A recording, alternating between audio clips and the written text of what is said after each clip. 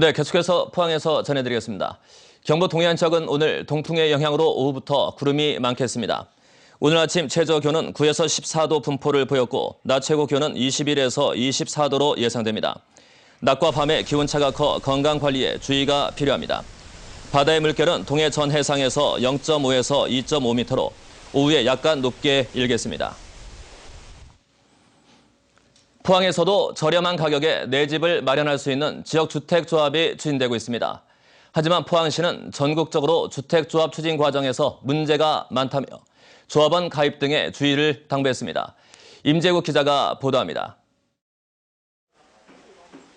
지역주택조합 사업은 여러 사람이 조합을 만들어 토지를 매입하고 주택을 건설하는 방식입니다. 주택 청약 통장이 필요 없고 일반 분양보다 가격이 다소 저렴해 전국적으로 확산되고 있습니다.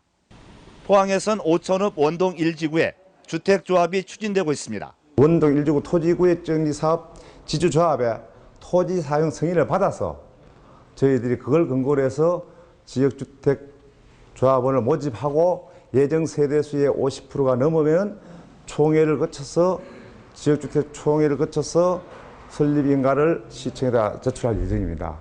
반면 주택조합 사업은 토지 매입과 자금 조달 등이 어려울 경우 사업 지연에 따른 추가 부담금이 발생할 수 있습니다.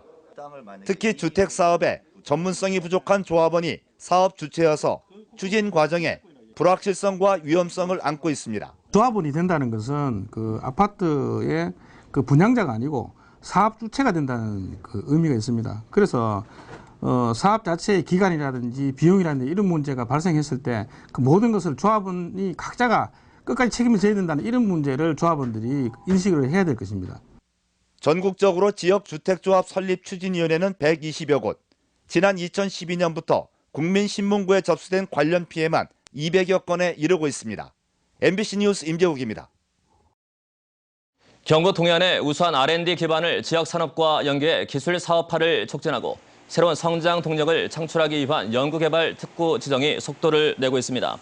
경상북도는 지난해 울산시와 연구개발 특구 지정을 공동으로 추진키로 합의하고 용역을 진행하고 있으며 오늘 특구 지정 신청을 위한 공청회를 열고 다음 달 미래부에 지정 신청에 나설 예정입니다.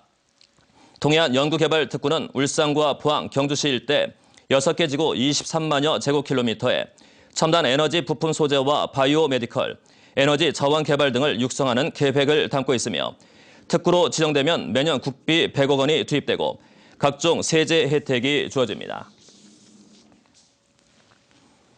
경상북도는 출산 장려 문화를 확산시키기 위해 경북출산육아지원협의회를 출범시켰습니다.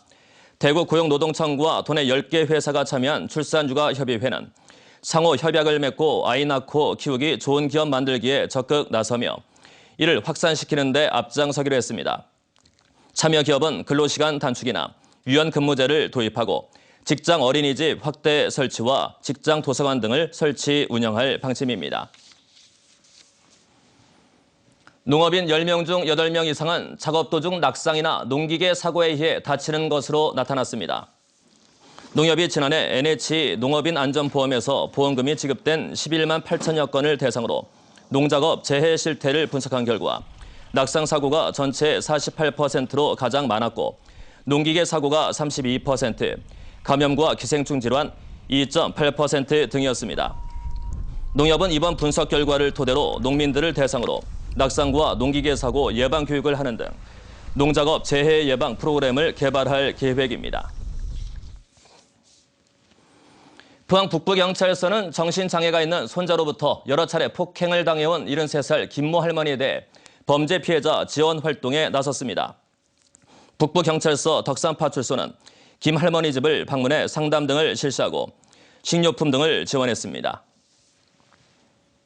네, 이상으로 MBC 뉴스를 마칩니다. 감사합니다.